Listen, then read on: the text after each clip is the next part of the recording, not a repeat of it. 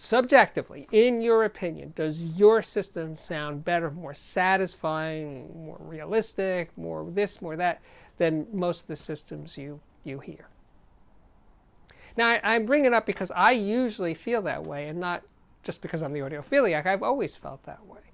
Because I think it was as simple as my system represents my taste and what I want my music to sound like. It's me. It's for me. I put it together. I made it sound this way. I made choices along the way that resulted in making it sound the way it does.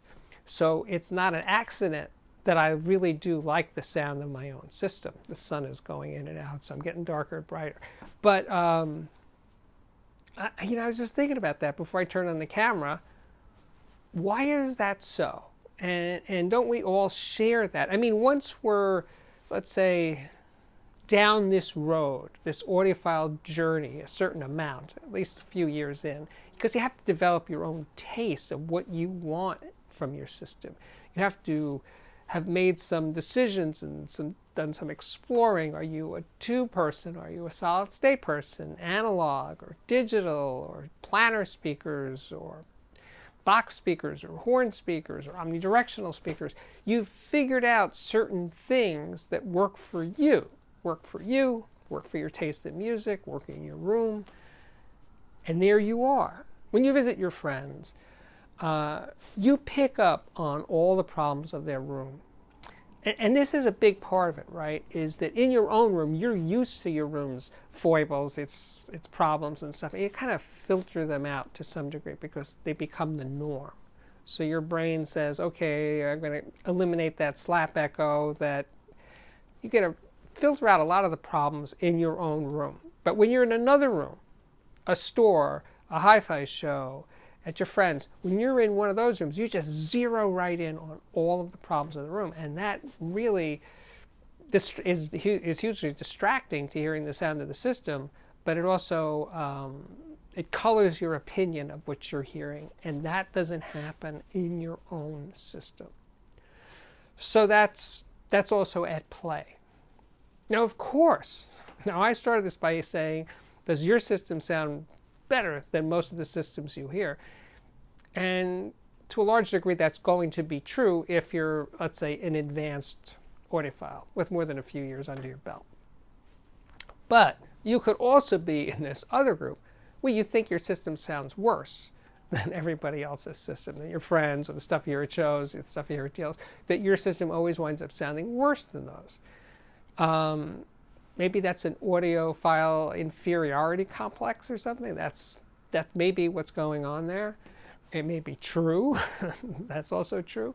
But it may just be that you're still searching. You're searching for your sound, and you want the other. You want what you don't have. Now, I'm putting aside, financial concerns right now, that you have a nice, moderately priced system and you lust for the sound of a much more expensive system. That's a part of it, I admit. But sometimes, money can't buy you love, and sometimes, I know this may be hard to accept, money can't really buy you great sound necessarily. You may get it and then be happy for a little while when you get this more expensive amplifier or speaker or something. And then after a while, you're back to where you started because it really wasn't getting the better amplifier or the better thing that was going to make you happy, because you still had to deal with your room and your setup issues and where you could put speakers, etc., etc. That may be a bigger concern than getting a better fill in the blank, right? So it really comes down to a fork in the road, right?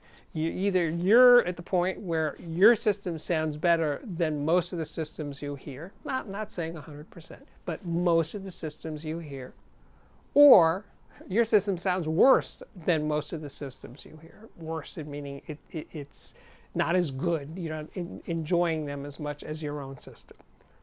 So I hope by watching these videos and by reading magazines and going to shows and taking your friends' advice, that you cross some sort of line there, and then you get to that point where you really do think your system sounds better than most. And you know what the good news is?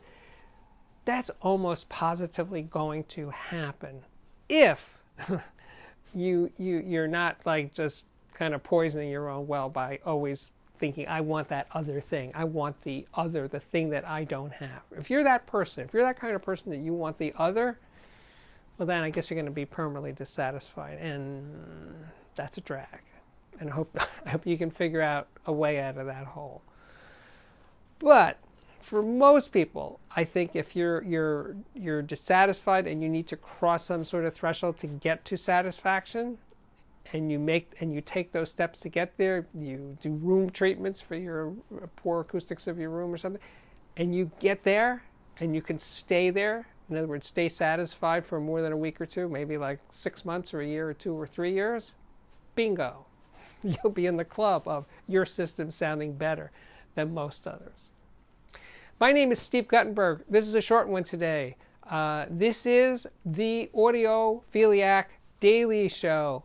I hope you enjoy these things. If you do, please subscribe to this YouTube channel. Please share them on social media, on Twitter and blah, blah, blah, blah, blah, Facebook. You can follow me on Twitter, where you'll see more of these things that I do. You can follow me on Twitter at audiophiliacman. I'm on Instagram at steve.guttenberg. You can check out my Patreon at patreon.com/audiophiliac. You can check out the playlist for speaker reviews and headphone reviews and electronics and all that stuff. Hope to see you back here again very, very soon. Bye-bye for now.